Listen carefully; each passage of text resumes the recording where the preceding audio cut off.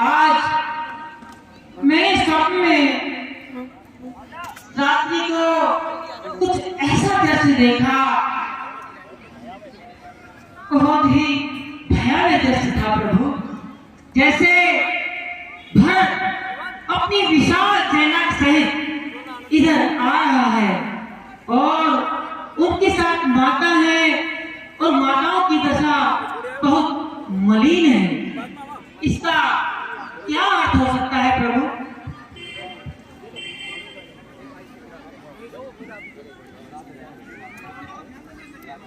हे सीते, मैं तो नहीं आ रहा हूँ ना। हाँ, क्रॉप कर दूँ। ये तो स्वप्न अवस्था है। मन दो प्रकार के होते हैं, चेतन और अचेतन। चेतन मन सुप्त अवस्था में कार्य करता है, जागृत अवस्था में काम करता है। अचेतन मन सोने पर कार्य करता है। वो हमारा मन ऐसे स्थान पर पहुंच जाता है जो हमने कभी सोचा भी नहीं है। इसलिए हे प्रिय, ऐसे स्वप्न तो आते रहते हैं। हे भैया, यदि यह स्वप्न सत्य भी होता है तो ये आपका भाई लक्ष्मण ऐसा कदापि नहीं होने देगा। हे भैया, शीघ्र आज्ञा दो, भाई को अब समझूंगा मैं। अन्याय न्याय पर चढ़ता है, यह कैसे होने दूंगा मैं। वैसे ही हृदय जल रहा है मंजली माँ की करतूतों से। क्या दुख होता है, क्या दुख होता है राज छूटने का, पूछे कोई रजपूतों से। इस पर भी वह संतुष्ट नहीं, सेना में लड़ने आता है। असहाय समझ हमको वन में घेरने पकड़ने आता है। यदि घर में एक बड़ा होता तो बड़ा एक ही वन में भी। हे नाथ, रोकते रहे सदा, पर आज रोकना नहीं मुझे। सौगंध आपके चरणों की, आज टोकना नहीं मुझे। यदि पुत्र सुमित्रा कहूँ मैं तो उसका गर्व मिटा दूंगा। हे श्री राम दुहाई, श्री राम दुहाई से उसे पल भर में यही लौटा दूंगा। हे तात लक्ष्मण, धैर्य धारण करो। भरत ऐसा कदापि नहीं कर सकता।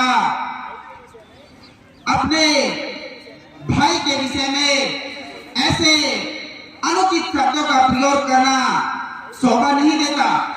भाई भाई कैसा भाई? भाई तब था जब निर्मल था। है आस्तीन का सागर जो कभी बुझाओ काबल था। उससे कुछ वैर न झगड़ा है उसके बुरे विचारों से। विष वाले दांत तोड़ दे तो कुछ खौफ नहीं फुफकारों से। सेवक का तो धर्म है नित तत्पर रहना सेवा में। स्वामी पर संकट आए तो न्योछावर होना सेवा में। धन में परवान, इस हाथ में धनवा है, धन में पर बाण चढ़ रहा है। शत्रुओं समझ जाओ रण में, लक्ष्मण का क्रोध बढ़ रहा है। पृथ्वी हो जाए खंड खंड, विंध्याचल तिल तिल हो जाए। तूफान समुद्र से उठकर अंबर से चाहे टकराए। हे तात लक्ष्मण, शांति धारण करो भ्राता। देखो, पहले तो भरत गिर गया है, यह नहीं समझ में आता है। उसी जैसा तो सुशील भाई सब जगह न पाया जाता है। और माना भी वह बदल गया, चाहता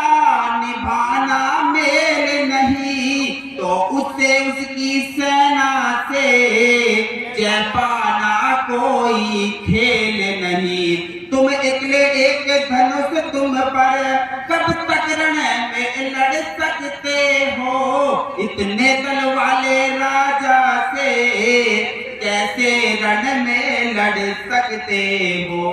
इसलिए हे भ्राता,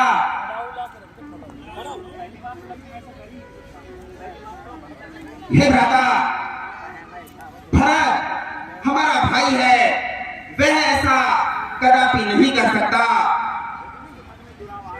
यदि उसके मन में दुर्व्यवहार आ भी गया है,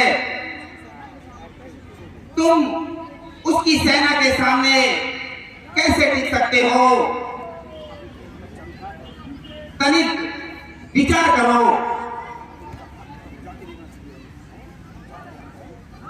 है ये क्या? हे भ्राता, मुझे तो भरत की आवाज दिखाई दे रही है। त्राहिमाम त्राहिमाम त्राहिमाम, ये तो भरत की आवाज सुनाई दे रही है भ्राता। त्राहिमाम त्राहिमाम त्राहिमाम त्राहिमाम त्राहिमाम। खड़े हो भाभी माँ, मुझे माफ कर दीजिए भाभी माँ। त्राहिमाम। खड़े हो भ्राता, आओ। हे प्रभु, आपकी ऐसी दशा देखने से पहले मेरी मृत्यु क्यों नहीं हो गई? धैर्य धारण करो भ्राता, आओ। गुरुदेव के चरणों में राम का प्रणाम स्वीकार हो। यशस्वी भाव। गुरुदेव के चरणों में लक्ष्मण का प्रणाम स्वीकार हो।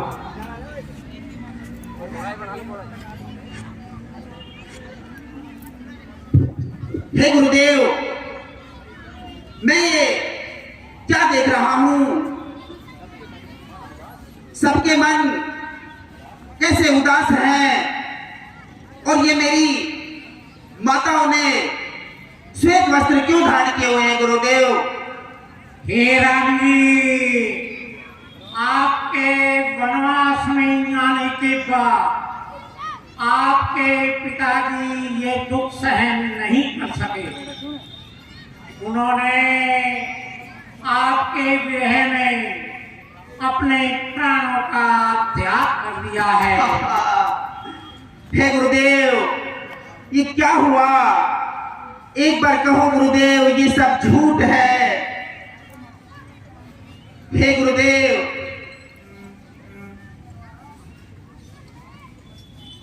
हे भ्राता, हम अनाथ हो गए भ्राता, ये क्या हुआ? हे पिता, हे पिता, तुमको स्वर्ग सिधारे, अब हम जिएंगे किसके सहारे? हाँ पिता, हाँ पिता, तुमको स्वर्ग सिधारे, हम जिए अब किसके सहारे? चुप चुप रोए गगन के सितारे, अब हम जिएंगे किसके सहारे? हे राम जी, ये विलाप का समय नहीं है। सुख दुख तो जगत में जीवों को कुछ करते और रुलाते हैं। आकाश में बादल आते हैं, आकर विलीन हो जाते हैं। ये संसार है। आप ये सुख और दुख जीवन में साथ चलते रहते हैं। आकाश पर बादल छाते हैं, विलीन हो जाते हैं। राजा दशरथ सोचने योग्य नहीं थे, वो कर्मी थे, अतएव उनके लिए सोच करना व्यर्थ है। हे गुरुदेव, अब मुझे मेरे पिता की आत्म शांति के लिए पिंडदान करना चाहिए। इसलिए हे गुरुदेव, आप मेरे साथ मंदरा की नीति चलिए, वहां पिंडदान और तर्पण कराइए। ठीक है राम जी, ये आपकी बहुत ही श्रेष्ठ नीति है। आप उनके बड़े पुत्र थे, इसलिए ये कार्य आपके लिए ही सर्वथा ठीक रहेगा। हे पिताजी, मेरे पास वनों में केवल आपके तर्पण के लिए तिनको आदि के पुष्प हैं, आप इन्हें स्वीकार करें पिताश्री।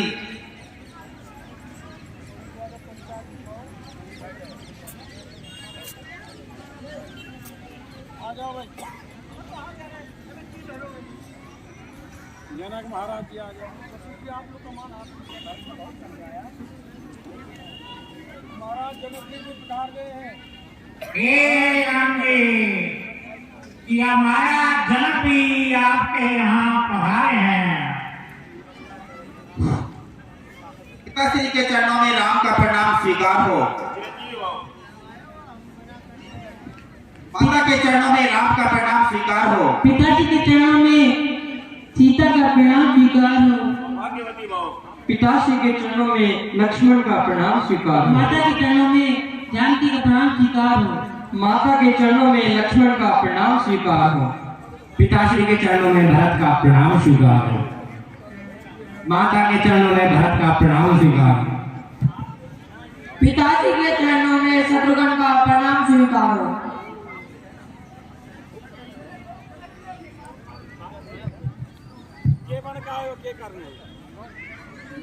हे राम जी, देखो महाराज के स्वर्ग सिधारने के बाद मैंने भरत को बहुत उपदेश किया, लेकिन उन्होंने वहां पर राजगद्दी लेने के लिए बिल्कुल इनकार कर दिया।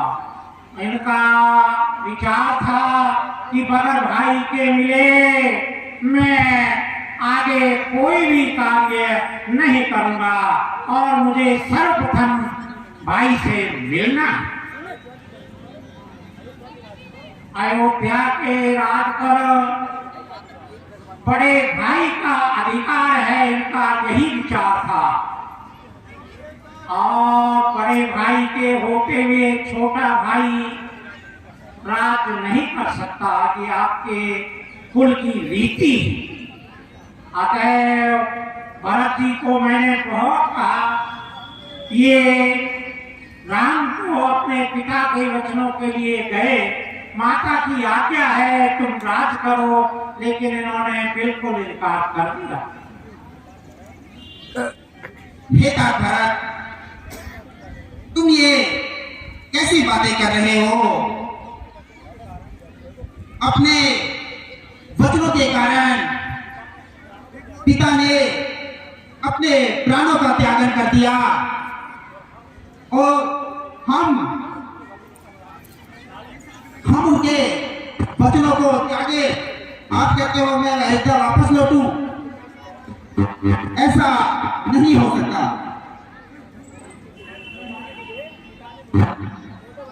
बेटा भरत, पिता ने मुझे 14 वर्षों का वनवास दिया है और तुम्हें अयोध्या का राज सौंपा है, इसलिए बेटा भरत, तुम अयोध्या का राज संभालो। मैं 14 वर्ष के पश्चात अवश्य अयोध्या लौटूंगा। बेटा, तुम अपने धर्म का पालन करो और हम अपने धर्म का पालन करते हैं। हे भरत जी, देखो राम जी की जो भी आज्ञा है, ये 14 वर्ष रहे वन में और 14 वर्ष आप रहे अयोध्या में। उनके प्यारे प्रतिनिधि होकर देश में राज की सेवा में। हे भरत जी, धर्म यही कहता है कि आप 14 वर्ष अयोध्या में रहे, राम जी 14 वर्ष वन में रहे, तब तक इनके प्रतिनिधि बनकर आप अयोध्या की रक्षा करें। हे गुरुदेव, हे भ्राताश्री, मैं तो एक ही कारण से यहाँ पर आया हूँ। उस राज्य के असली अधिकारी सिर्फ आप ही हैं। हमारे परिवार की परंपरा है कि बड़ा पुत्र ही राज्य करेगा, इसलिए आप अपने इस दायित्व को स्वीकार कीजिए और अयोध्या पर राज्य कीजिए। लेकिन जैसा गुरुदेव कह रहे हैं कि मैं आपके प्रतिनिधित्व में 14 वर्ष शासन चला दूंगा, लेकिन राज्य के अधिकारी आप ही हैं और आप ही रहेंगे, और मुझे इसके लिए अवलंबन प्रदान कीजिए।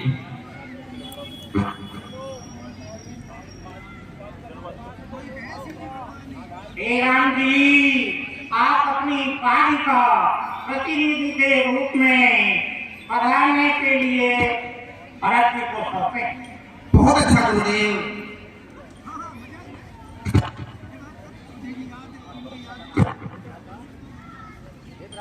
हे भ्राता, ये मेरी चरण पादुकाएं हैं।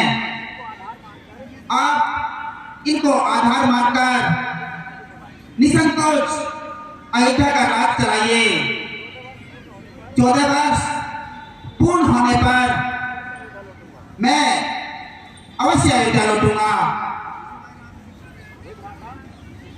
हे भ्राता,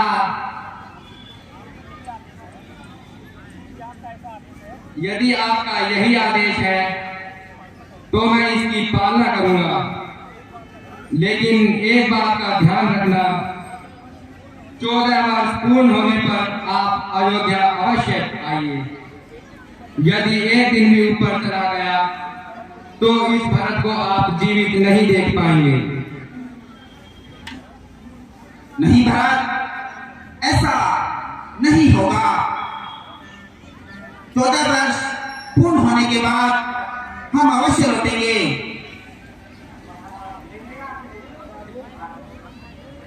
प्रभु करी कृपा पावरी दीनी, सादर भरत शीश धर दीनी।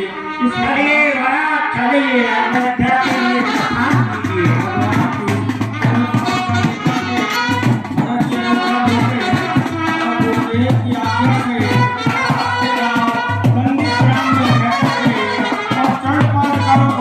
भगवान के राम के स्थान पर बैठेंगे और स्वयं राज करेंगे।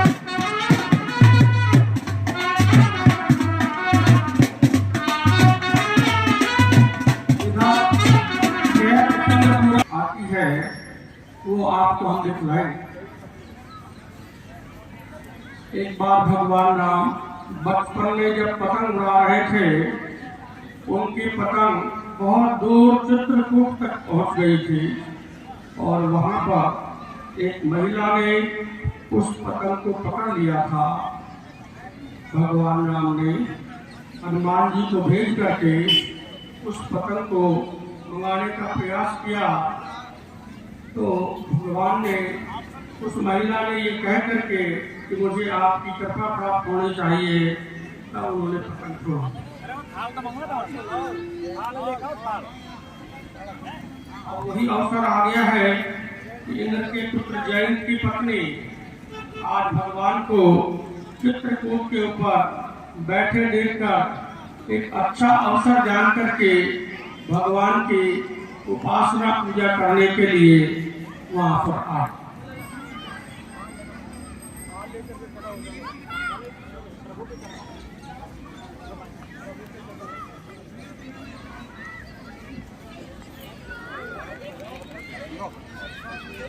प्रभु के चरणों में प्रणाम स्वीकार। माता के चरणों में प्रणाम स्वीकार। जय जय रघुनंदन जय सिया राम, रघुनंदन जय सिया राम। जानकी वल्लभ तुम्हें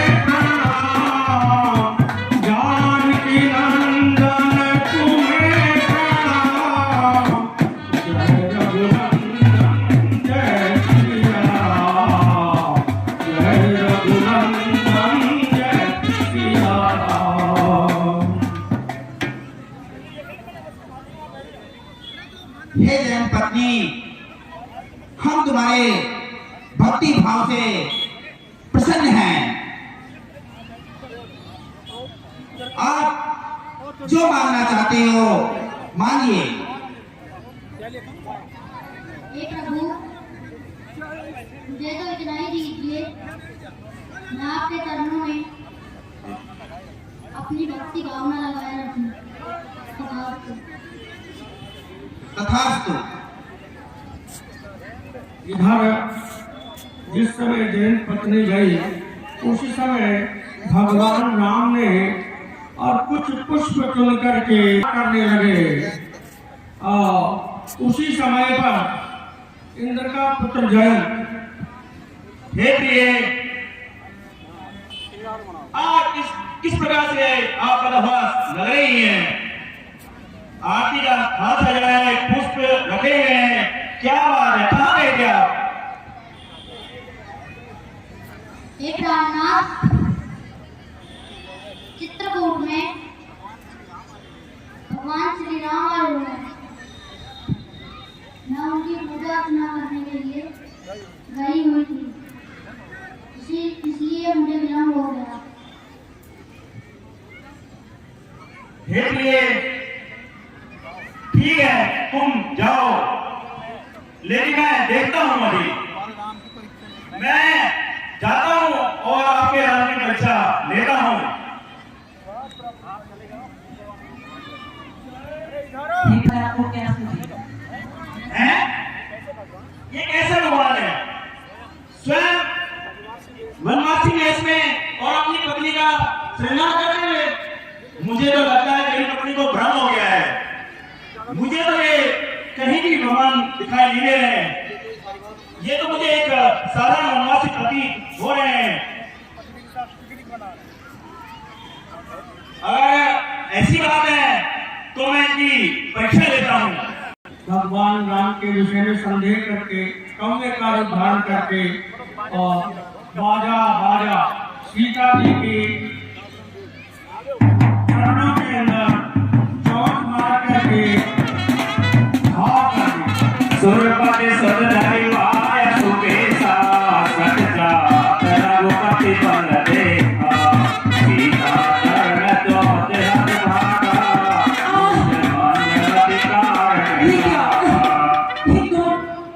कौन पक्षी? हे प्रभु, देखो, इस कौवे ने मेरे पाँव में चोट मार दी और मुझे घायल कर दिया। प्रभु, हे प्रिय, इसका दंड मैं इसे अवश्य दूंगा।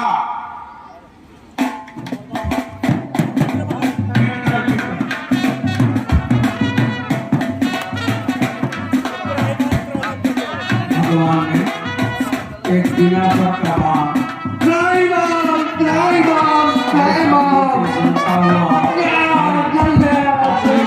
इंद्र के पास जाता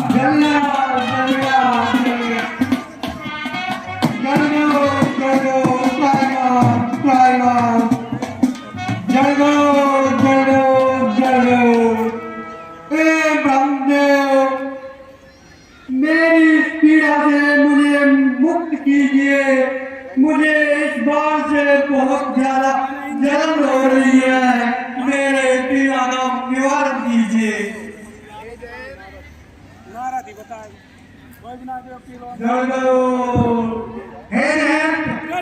तुम्हारी ये दशा किसने की है? विस्तार से बताइए।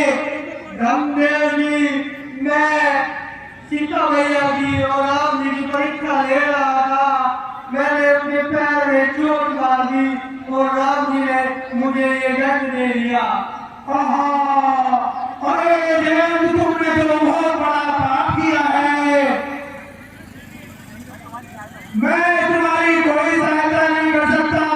तो स्वयं श्री रामचंद्र जी है। तुम यहाँ से चले जाओ। मैं आपकी कोई मदद नहीं कर सकता। आपकी मदद केवल राम जी ही कर सकते हैं। जय हो, जय हो, जय हो। पिताश्री मुझे इस पीड़ा से मुक्त कीजिए, बचाइए मुझे, बचाओ, मैं चला जा रहा हूँ। हे पुत्र, ये तुम्हारी दशा किसने की है? हे पिताजी, चित्रकूट में मैं राम जी की परीक्षा लेने गया था। मैंने सीता मैया जी के पैर में चोट मार दी और राम जी ने मुझे ये दंड दे दिया। हे पुत्र, तुमने घोर अपराध किया है। मैं तुम्हारी सहायता नहीं कर सकता। रामद्रोही का यहाँ पर कोई स्थान नहीं है। तुम यहाँ से चले जाओ। जागो, जागो, जागो, जागो, जागो, जागो। हे तीनों देव के स्वामी, मुझे इस पीड़ा से मुक्त कीजिए। मेरा सारा शरीर जला जा रहा है, मुझे मुक्त कीजिए। हे जयंत, तुम श्री राम के अपराधी हो। वे ही तुम्हारे कष्टों का निवारण करेंगे। पूरे त्रिलोक में केवल श्री राम ही ऐसे हैं, इसलिए तुम शीघ्र श्री राम के पास जाओ और अपने कष्टों का निवारण कराओ। तू खुद उनकी शरण में जाओ, ये मैं रिकॉर्ड कर रहा हूँ। वही तुम्हारा उद्धार करेंगे। जागो, जागो, जागो, जागो, जागो।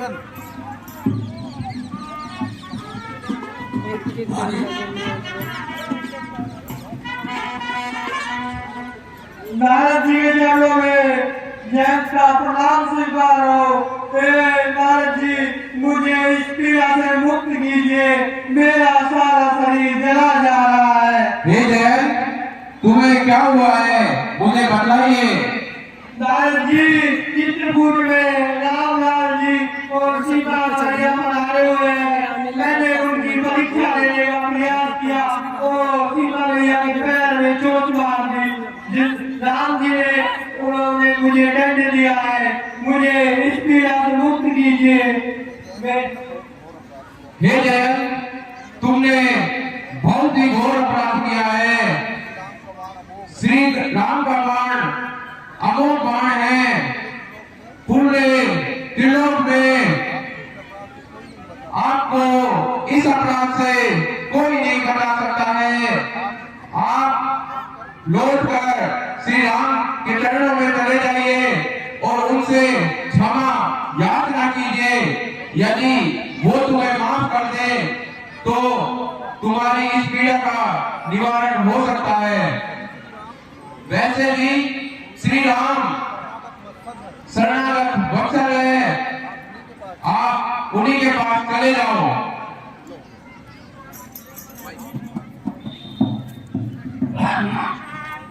जय राम, जय राम, जय राम। रामलाल जी, मुझे पीड़ा से मुक्त कीजिए। मेरा सारा शरीर जल रहा है। मैं बहुत ही कष्ट में हूँ, मुझे क्षमा कीजिए, क्षमा कीजिए। हे जैन,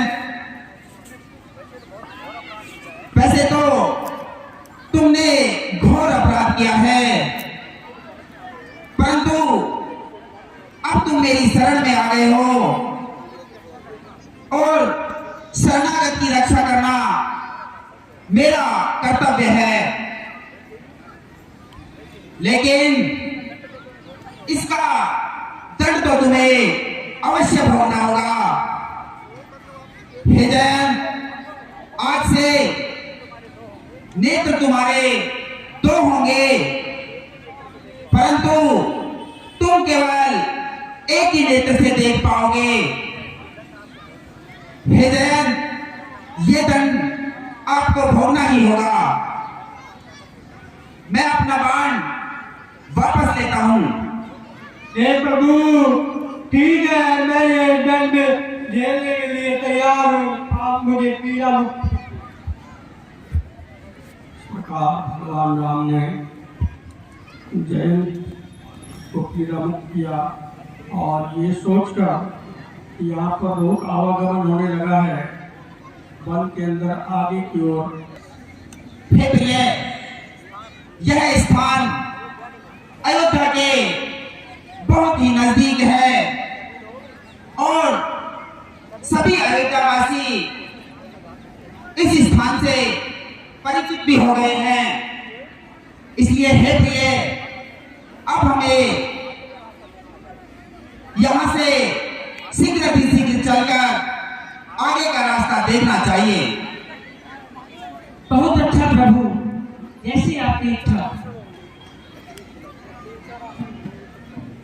इस प्रकार भगवान राम चित्रकूट से जैसे ही आगे बढ़े 3-4 किलोमीटर पर पहुंचते हैं और अत्रि ऋषि उनकी बहुत ही भावपूर्ण तरीके से उनकी स्तुति करते हैं।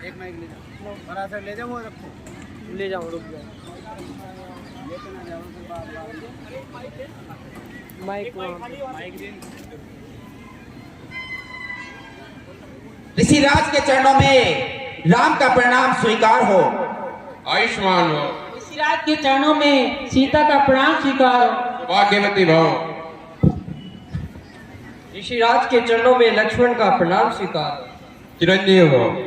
इधर ऋषि अत्रि उनके आइए रामलाल जी, मैं बहुत समय से आपकी प्रतीक्षा में था।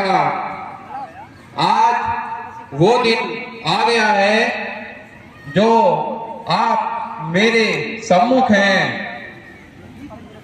मेरी इस पर्णकुटी को आप अपने चरणों से पवित्र कीजिए, आसन ग्रहण कीजिए। अत्रि ऋषि बड़े भावपूर्ण तरीके से उनकी स्तुति करते हैं। नमामि भक्त वत्सलम कृपालुशील कोमलम भजामि ते पदाम्बुजम अकामिनां स्वधामदम निकाम श्याम सुंदरम भवाम्बुनाथ मंदरम प्रफुल्ल कंजलोचनम मदादि दोष मोचनम अनूप रूप भूपतिम नतोह मुर्विजापतिम प्रसीद मे नमामि ते पदाब्ज भक्ति देहि पठन्ति ये स्तवम इदम नरादरेण ते पदम वर्जन्ति नात्र संशयम त्वदीय भक्ति संयुता। रंभ बाहु विक्रमं प्रभो प्रमेय वैभवं निसंग चाप सायकं धरं त्रिलोकनायकं दिनेश वंश मंडनं महेश चाप खंडनं मुनीन्द्र संतरंजनं सुरारि वृंद भंजनं मनोज बैरि वंदितम् अजादिदेव सेवितं विशुद्ध बोध विग्रहं समस्त दूषणापहं नमामि इंदिरापतिं सुखाकरं सतां गतिं भजेश शक्तिसानुजं सतीपति प्रियानुजं पदंग्रिमूलये नरा भजन्ति हीनमत्सरा पतन्ति नो भवार्णवे वितर्क बीच संकुले विविक्तवासिने सदा भजन्ति मुक्तये मुदा निरस्य इन्द्रियादिकं प्रयान्ति ते गतिं स्वकम् अवेकमद्भुतं प्रभुं निरीहमीश्वरं विभुं जगद्गुरुं च शाश्वतं तुरीयमेव केवलं भजामि भाववल्लभं कुयोगिनां सुदुर्लभं सभक्तकल्पपादपं समं सुसेव्यमन्वहम्। इस प्रकार अत्रि ऋषि ने भगवान हे रामलाल जी, की और सीता जी को आप सीता जी को अनसुईया के आश्रम में भेज दीजिए। वहां पर अनसुईया सीता जी को पतिव्रत धर्म का कुछ उपदेश देंगी। और शिक्षा ग्रहण करेंगी। आप सीता जी को अनसुईया जी के आश्रम में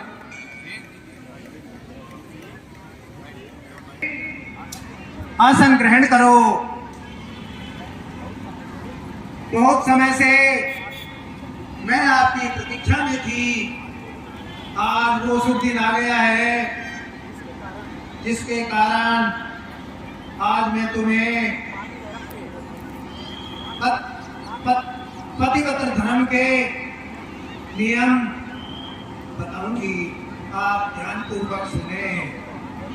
वैसे तो आप स्वयं गुणों की खान है। आपके लिए उपदेश देना तो सूर्य को दीपक दिखाने के समान है, लेकिन फिर भी आपकी आज के परिवेश को देखते हुए मैं आपको पतिव्रत धर्म के कुछ उपदेश हैं जो मैं आपको बताऊंगी। बहुत अच्छा माता जी। हे सीता, मातु पिता भ्राता हितकारी, हित प्रद सब सुन जनक राजकुमारी, अमित दान भरता वैदेही, अधम सोनारी जो सेवन तेहि। हे सीता सुनो, माता पिता भाई यह सब हितैषी है, परंतु थोड़े ही समय तक सुख देने वाले हैं। हे जानकी, पति तो अपार सुख देने वाले हैं। वह स्त्री नीच है जो पति की सेवा नहीं करती है। धीरज धर्म नेत्र और नारी, आपत काल पर उचारी, वेद रोग बस जड़ धनहीना, अंध बधिर क्रोधी अति दीना। धीरज धर्म मित्र और स्त्री, इन चारों की परीक्षा विपत्ति के समय में ही होती है। बूढ़ा, रोगी, मूर्ख, अंधा, बहरा, क्रोधी और बहुत दुखी, ऐसे पत्र कर किए अपमाना, नारी पाव जम पुर दुख नाना। एक ही धर्म एक व्रत नैना, काय वचन मन मत पति पद प्रेमा। ऐसे भी पति का अपमान करने से स्त्री यमलोक में अनेक दुख पाती है। स्त्री का एक ही धर्म है, एक ही व्रत है और एक ही नियम है कि शरीर, वाणी और मन से पति के चरणों में प्रेम करे। जगपति व्रत चारि विधि है, वेद पुराण संत सब कही। उत्तम ते अस बस मन माही, सपने हुआन पुरुष जग नाई। वेद पुराण और संत ऐसा कहते थे कि संसार में पतिव्रता 4 प्रकार की होती है। उत्तम पतिव्रता के मन में ऐसा विचार रहता है कि सपने में भी दूसरा पुरुष संसार में नहीं है। माध्यम परम की देखूं कैसे, भ्राता पिता पुत्र निज जैसे। धर्म विचार समझ कुल रही, सोना कृष्ण प्रिय श्रुति से कही। मध्यम श्रेणी की पतिव्रता पर उसको कैसे देखती है, जैसे अपना भाई, पिता और पुत्र हो, जो धर्म विचार कर अपनी कुल मर्यादा को समझकर धर्म पर स्थित रहती है, वह निकृष्ट पतिव्रता स्त्री है, ऐसा वेद कहते हैं। बिनु अब सरु भय तेरे जोई, जानहु अधम नारी जग सोई। पति वंचक पर पति रति करही, रोवर नरक कल्प सत परही। जो स्त्री बिना समय पाए अथवा डर से धर्म पर स्थित रहती है, जगत में उसे अधम स्त्री जानना चाहिए। जो पति को छलकर दूसरे पति से रति करती हैं, वह 100 कल्प तक रोर और नरक में पड़ती हैं। क्षण सुख लागी जन्म सति कोटि, दुख न समझते ही समय को खोटी। बिनु श्रम नारी परम गति लेही, पतिवती धर्म छाड़ चल गई। क्षण भर के दुख के लिए 100 करोड़ जन्मों के दुख को भी स्त्री न समझे, उसके बराबर दुष्ट और कौन है। जो स्त्री छल को छोड़कर पतिव्रत धर्म में स्थिर रहती है वह गरीब बिना परिश्रम के ही परम गति को प्राप्त होती है। पतिव्रत कुल जन्म जय जाई, विधवा होई पाई करुणाई। हे सीते, जो स्त्री पति के विरुद्ध रहती है वह जहां जाकर जन्मती है वहां जवानी में ही विधवा हो जाती है।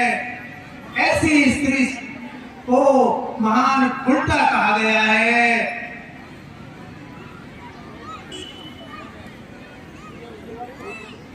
हे पुत्री,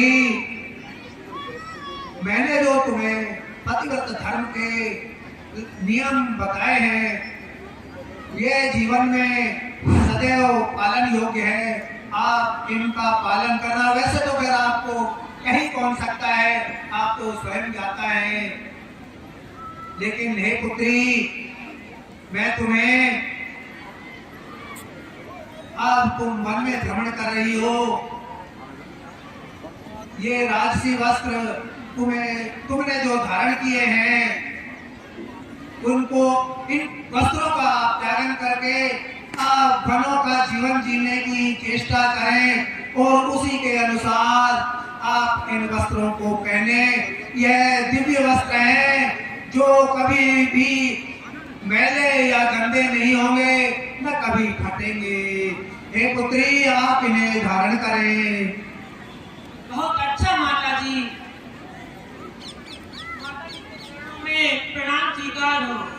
यशस्वी भव, ऐश्वर्य भव, सदा सुहागिन रहो।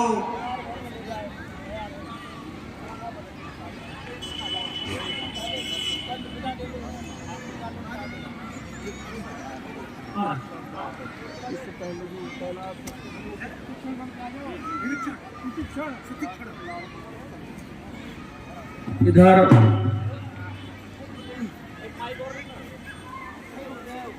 अनुसुईया, महासती अनुसुईया ने सीता जी को लक्ष्य करके पातिव्रत धर्म का उपदेश किया।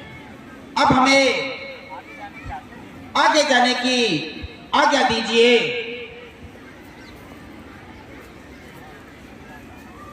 हे रामलाल जी, वैसे तो मेरा मन नहीं कर रहा है आपको यहां से भेजने के लिए, लेकिन आप जाना ही चाहते हैं तो यहां से कुछ दूरी पर ही ऋषि मुनियों का आश्रम है, आप वहां पर चले जाइए। बहुत अच्छा गुरुदेव, जैसा आप कहेंगे हम वैसा ही करेंगे। जैसे ही भगवान राम गुरुदेव के चरणों में प्रणाम स्वीकार हो। आयुष्मान भव। और सीता आगे गहन वनों में बढ़ते हैं।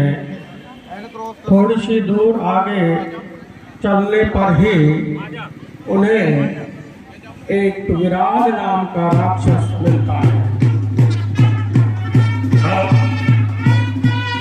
और रास्ते में ही सीता जी का हरण करके वो दिशा में ले जाके छोड़ देता है।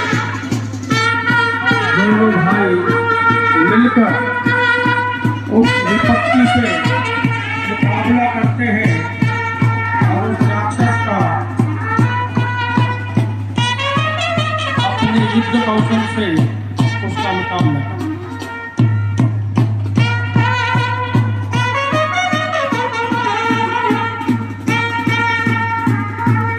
ये विराट राक्षस पूर्व जन्म के अंदर गंधर्व था। अगस्त ऋषि के श्राप से ये राक्षस बन गया।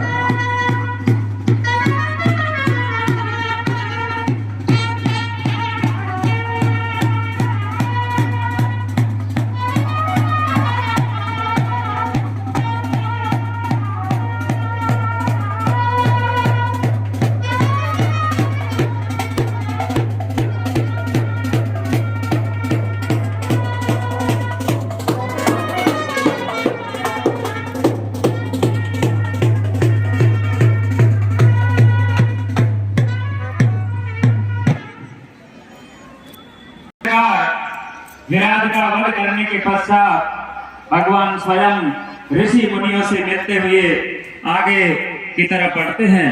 सर्वंग ऋषि के पास इंद्र का विमान आया था, लेकिन सर्वंग ऋषि को जब पता लगा कि भगवान राम वन में आ रहे हैं तो उनकी प्रतीक्षा में उन्होंने इंद्र से आए हुए विमान को लौटा दिया ऋषि की तरफ। इसी राज के चरणों में राम का प्रणाम स्वीकार हो। इस रात के चरणों में शांति का प्रणाम स्वीकार हो।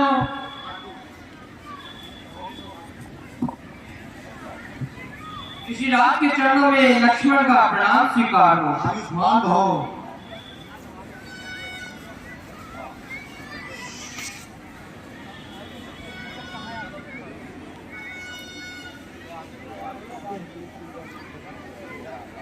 हे रामलाल जी,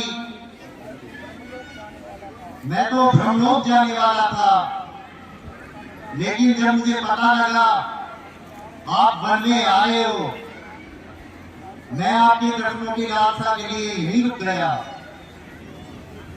हे प्रभु, आप मेरे समक्ष खड़े रहिए।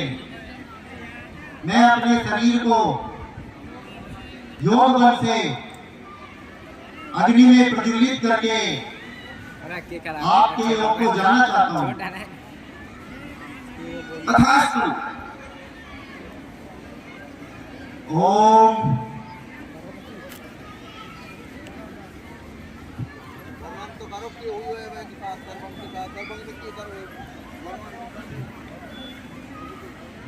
आगे जैसे ही ऋषि लोगों के साथ भगवान राम आगे बढ़ते हैं, इसी रात के चरणों में प्रणाम स्वीकार हो। हरियों का ढेर देखते हैं। के चरणों में प्रणाम स्वीकार हो। सौभाग्यवती भव। इसी रात के चरणों में लक्ष्मण का प्रणाम स्वीकार हो। आयुष्मान भव। आइए रामलाल जी, आइए। मैं बहुत दिनों से आपकी प्रतीक्षा कर रहा था। मुझे पता हुआ आप वनों में आए हुए हैं। हे ऋषिराज, ये आपके आश्रम में हड्डियों का ढेर कैसे है? इसका क्या भेद है, मुझे बताइए। हे राम जी, ये स्थान राक्षसों के आतंक से घिरा हुआ है। यहाँ पर हम ऋषि मुनि हवन या तप करते हैं। राक्षस हमें मार करके हड्डियों का ढेर एकत्रित करते हैं। ये हड्डियों का ढेर सामने जो पड़ा है, ये ऋषि मुनियों की हड्डियां हैं। है इतना घोर अपराध? हे ऋषिराज, अब हम ऐसा नहीं होने देंगे। ऋषि चरहीन करहु महि। पाताल सुने, भूलोक सुने, नभ मंडल सुने प्रतिज्ञा यह। मैं धनुष उठाकर कहता हूँ, अब से है यही काम मेरा। पृथ्वी को निश्चर हीन करूं, तब दशरथ नंदन नाम मेरा। हे ऋषिराज, बहुत ही जल्द हम इस दंडकारण्य को निश्चरों से हीन कर देंगे। इस प्रकार भगवान राम ऋषि मुनियों को प्रसन्न करते हुए और ये प्रतिज्ञा करके निश्चरहीन करो महि भुज उठाए प्रण कीन। ऋषि मुनियों के आश्रम जाए जाए सुख दे। इस प्रकार भगवान राम लक्ष्मण आगे बढ़ते हैं। तो आगे जाते हैं तो क्या देखते हैं कि एक सुतीक्षण ऋषि अपने भाव में डूबे हुए और नृत्य कर रहे हैं, भगवान के भजन के अंदर डूबे हुए हैं। ओम नमो भगवते वासुदेवाय नमः। ओम श्री रामचंद्राय नमः। ओम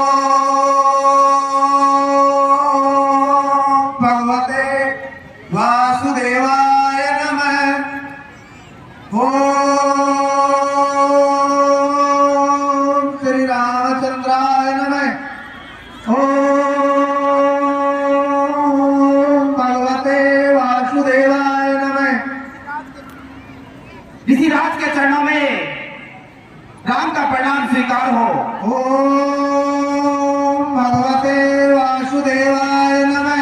किसी राम के चरणों में राम का प्रणाम स्वीकार हो। ओम भगवते वासुदेवाय नमः। हे लक्ष्मण, हे सीते, ये मेरा अनन्य भक्त है, इस समय मेरी भक्ति में लीन है, मैं इसके सम्मुख खड़ा हुआ हूं, फिर भी मेरी भक्ति में लगा हुआ है। इसको यथार्थ में लाने के लिए मैं अपने चतुर्भुज रूप को धारण करूंगा, तभी यह अपनी भक्ति से पूर्ण होगा। हरि ओम नमः शिवाय। हरि ओम नमः शिवाय।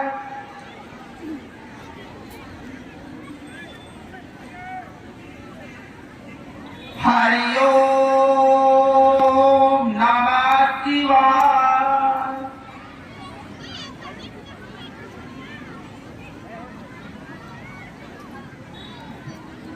आहा, यह तो मेरे इष्ट देव की सी वाणी है और स्वयं साक्षात परम ब्रह्म मेरे सामने चतुर्भुज रूप से खड़े हुए हैं। हे प्रभु, मैं आपकी शरणागत हूँ भगवान, मुझे क्षमा करो प्रभु,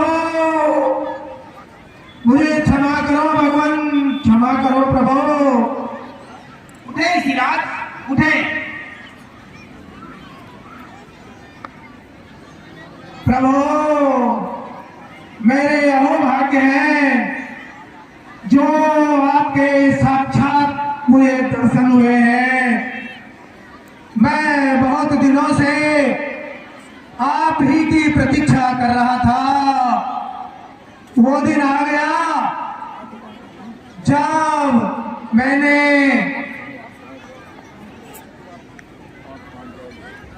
मेरे गुरुदेव ने जब मुझे अपने आश्रम से निष्कासित किया, उसी रोज मैंने प्रतिज्ञा की थी कि हे गुरुदेव, मैं साक्षात परम ब्रह्म को आपके समस्त उपस्थित कर दूंगा। हे प्रभु, आज वो दिन आ गया। हे प्रभु, उसके लिए एक छोटी सी कथा है।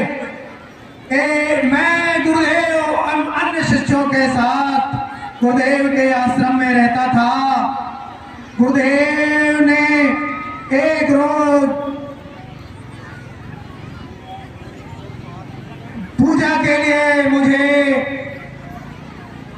मुझको उस आश्रम की पूजा का भार छोड़ करके गुरुदेव स्वयं किसी तीर्थाटन के लिए चले गए थे।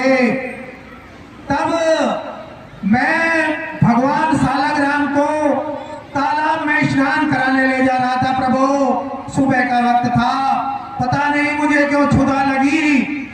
मैंने एक पड़वेरी में बहुत सुंदर सुंदर पेड़ देखे। मैंने वहां काफी पत्थरों को देखा, कोई भी पत्थर नहीं मिला।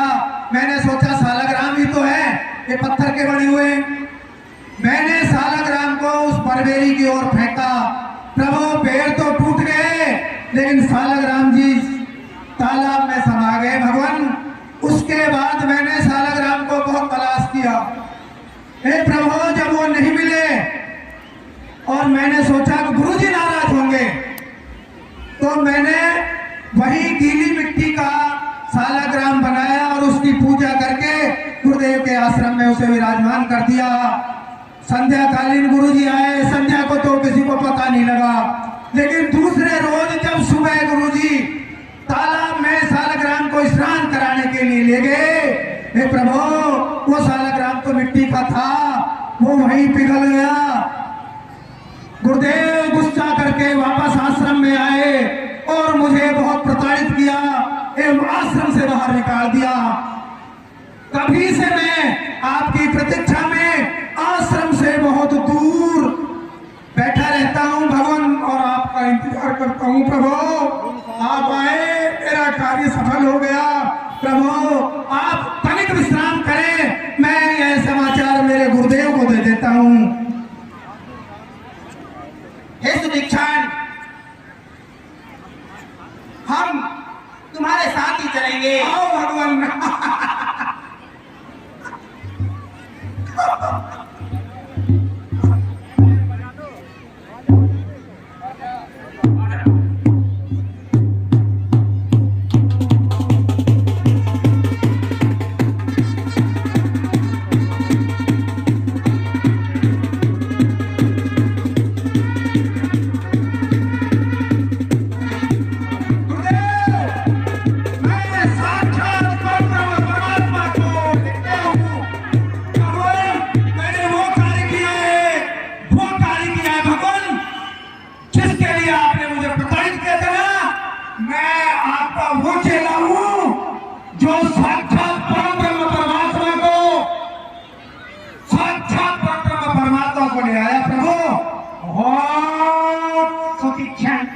ये तो बड़ी प्रसन्नता की बात है।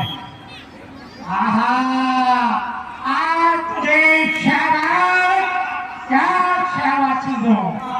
मैंने तो आज जो कार्य मैं बहुत समय से सोच रहा था, साक्षात कर दिखाया।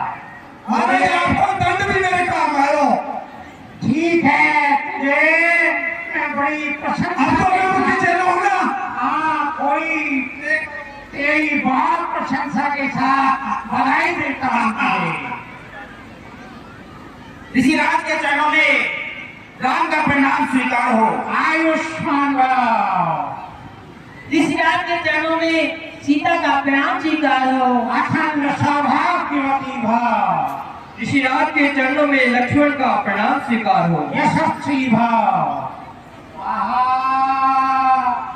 हे रामलाल जी, मुझे जब से ये पता चला कि आप दंडकपुर में प्रवेश कर चुके हैं, तभी से मैं इस प्रतीक्षा में था कि मेरे आश्रम पर आप कब पधारेंगे। आज मेरी चिरकाल की अभिलाषा पूर्ण हुई। मुझे बड़ी खुशी है कि आज मैं जिस प्रतीक्षा में था वो समय आ गया। आइए और आप आसन ग्रहण कीजिए। बहुत अच्छा गुरुदेव।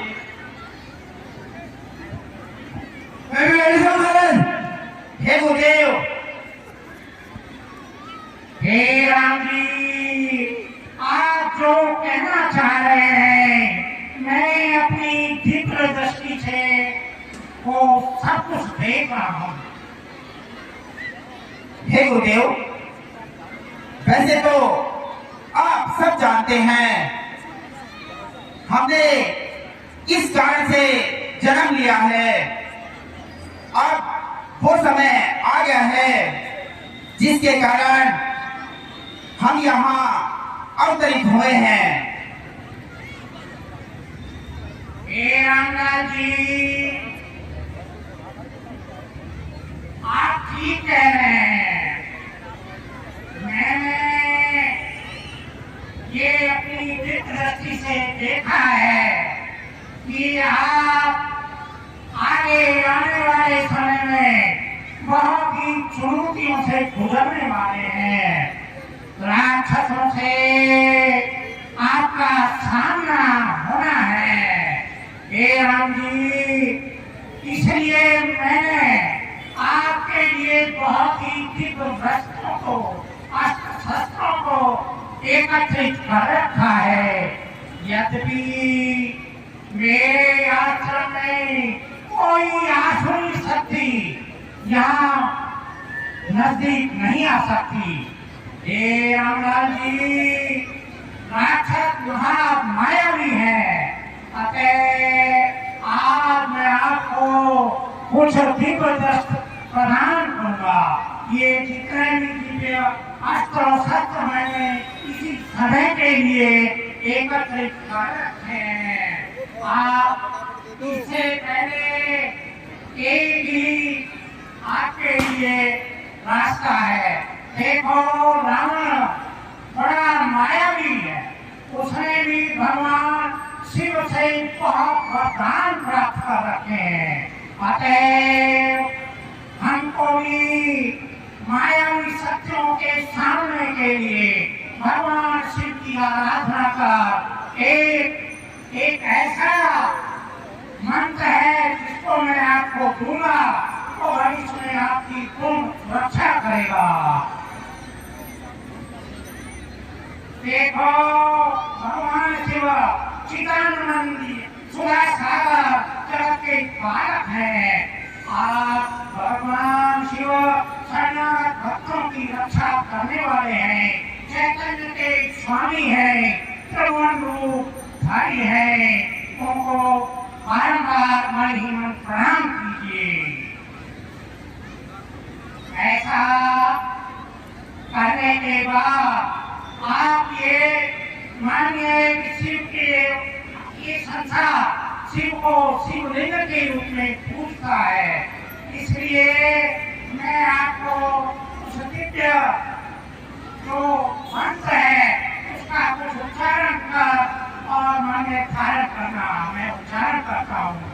परमपिता परमात्मा शिव ज्योति बिंदु स्वरूप है, दिव्य दृष्टि विधाता है, बिंदु ज्योति स्वरूप है, गुणों के भंडार है, आनंद के पंजे से छुड़ाने वाले हैं, सृष्टि के आदि मध्य के ज्ञाता है, आनंद के सागर है, सुख दुख से न्यारे है, शांति के दाता है, दिव्य बुद्धि के दाता है, अनेक पावर है।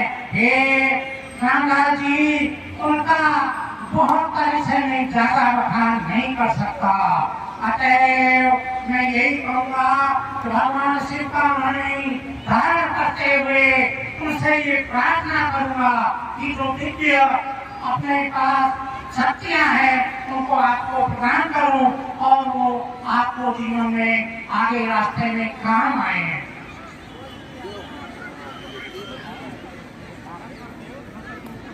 हे गुरुदेव, अब हमें वो शक्ति दीजिए जिससे हम असुरों से युद्ध कर सकें और उन पर विजय प्राप्त कर सकें।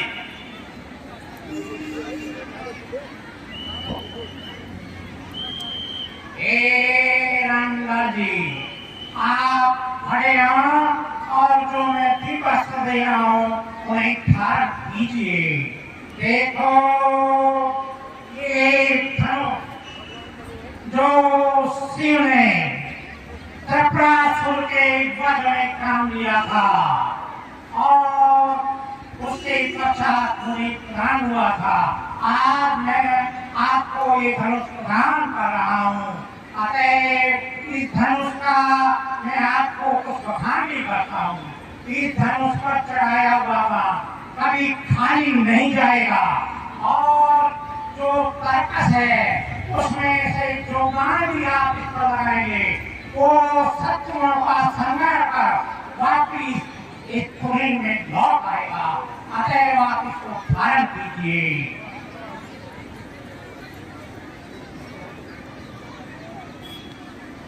हे रामलाल जी, ये वो चमत्कारी तलवार है जिसके प्रहार से और इसकी चमक से ही शत्रु परास्त हो जाएगा।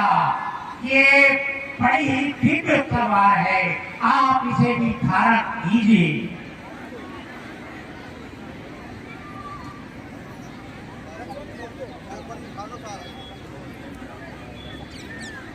ये रामलाल जी, ये अमोघ शक्ति है।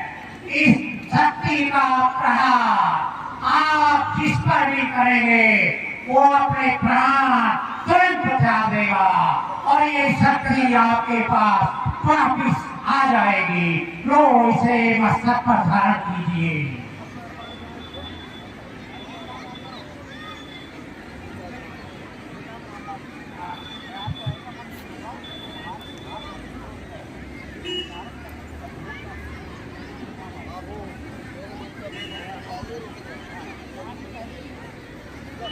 हे राम जी, एक आदित्य हृदय स्तोत्र मंत्र है जो मैं आपको कान में दे रहा हूँ। इसके धारण करने पर आपको कहीं भी भूख और प्यास नहीं लगेगी। ये मंत्र आपको मैं दे रहा हूँ, इसे धारण कीजिए। ये वो तीर है जो शत्रु का संहार कर तुरंत वापिस लौट आएगा, और ये वो वर्षा है जिससे चमक से और इसी धार से जिस पर भी प्रहार हो गया तो शत्रु जीवित नहीं बचेगा। आप इन अस्त्र और शस्त्रों को धारण कीजिए और ये आपको भविष्य में हमेशा काम आएंगे। हे गुरुदेव, मैं धन्य हुआ। अब मैं अवश्य ही अपने कार्य में सफल होऊंगा। अब आप मुझे वो स्थान बताइए जिस कार्य के लिए मैं आया हूँ, वो कार्य हमारा पूर्ण हो। ठीक है रामनाथ जी, मुझे मालूम है आपने जो प्रतिज्ञा की है वो पूर्ण होगी। मैं खैर स्थान तो आप अंतर्यामी है, क्या आपके लिए बताऊं, फिर भी मैं इन राक्षसों के संहार के लिए एक स्थान रमणीय है। यहाँ से कुछ ही समीप गोदावरी नदी है। गोदावरी के तट पर चित्रकूट नाम का एक पर्णकुटी है, अति रमणीय है, अति सुंदर है। इसमें पंचवटी जो स्थान है उस पर आपको निवास करना है, क्योंकि पंचवटी के चारों तरफ राक्षसों का भारी मात्रा में इकट्ठा होकर वहाँ आतंक रहता है। अतएव आप उस पंचवटी स्थान पर जाकर बैठकर और वहाँ ये अपने प्रतिज्ञा का पालन कर पाए। बहुत अच्छा महाराज, आपका कार्य ये पंचवटी नामक स्थान है, यही पूर्ण करेगी। बहुत अच्छा गुरुदेव, हम ऐसा ही करेंगे। अरे सुतीक्षा,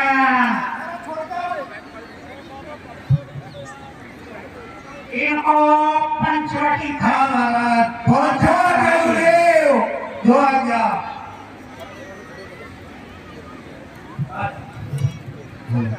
आओ प्रभु, आओ आओ आओ। हे राम जी, यह वो स्थान है जो गोदावरी नदी के तट पर है। यह पंचवटी के नाम से प्रसिद्ध है। आप यहाँ निवास करें, बहुत ही रमणीक स्थान है। हे प्रभु, इस स्थान पर आप रहिए और मुझे आज्ञा दीजिए कि मैं आपका स्मरण करता रहूं, मेरे हृदय में आपका स्मरण बना रहे। बहुत अच्छा ऋषिराज। इस प्रकार भगवान पंचवटी पर पहुंचे और संक्षेप में राम और लक्ष्मण थोड़ी देर के लिए जान चल। हे भ्राता, वास्तव में ये स्थान बहुत ही रमणीक है। चारों तरफ हरियाली ही हरियाली है। गोदावरी, इधर गोदावरी नदी का भी वास है, जहाँ पर हम कुछ समय व्यतीत कर सकते हैं। लेकिन हे भ्राता, मेरे मन में एक शंका है, आप मेरी शंका का निवारण कीजिए। हे प्रभु, ईश्वर और जीव, इनमें क्या भेद है? हे प्रभु, मुझे जरा इस विषय में विस्तार से बताइए। हे तात लक्ष्मण, आपने समय का प्रश्न पूछा है। मैं अवश्य ही तुम्हें ईश्वर और जीव के विषय में बताता हूं। हे भ्राता, मैं और मेरा, तू और तेरा, यही सब माया है जिसने भी सब जीवों को अपने वश में रख लिया। इंद्रियों के विषय में जहां तक बन जाता है उसे माया जानना चाहिए। इसके दो भेद हैं, एक है विद्या और एक अविद्या। अविद्या दुख और दुष्ट देने वाली है। इसी के वश में होकर जीव इस संसार रूपी कुएं में गिरता है। एक है विद्या जो इस सारे जगत की रचना करती है, क्योंकि गुण उसके अधीन है। जो ईश्वर से प्रेरित है, तीनों गुणों को तिनके के समान जो समझता है वह वैराग्यवान होता है। धर्म से वैराग्य, योग से ज्ञान होता है। ज्ञान, ये ज्ञान ही मोक्ष का दाता है। हे भाई, जिसमें भी जिससे मैं शीघ्र प्रसन्न हो जाता हूं वही मेरी भक्ति है। हे भ्राता, मैं धन्य हुआ। मेरी शंका का आपने निवारण कर दिया। इस प्रकार पंचवटी में रहते हुए भगवान राम और लक्ष्मण की ज्ञान वैराग्य की चर्चा चलती रही। इसी बीच शूर्पणखा रावण की बहिनी, दुष्ट हृदय दारुण नख अहिनी, पंचवटी सो गई के बारा, कल भई जुगल कुमारा।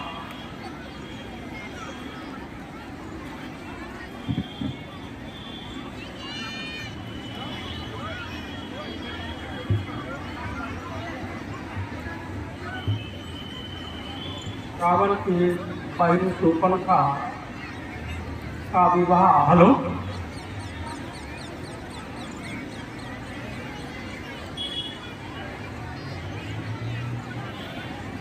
दिग्विजय नामक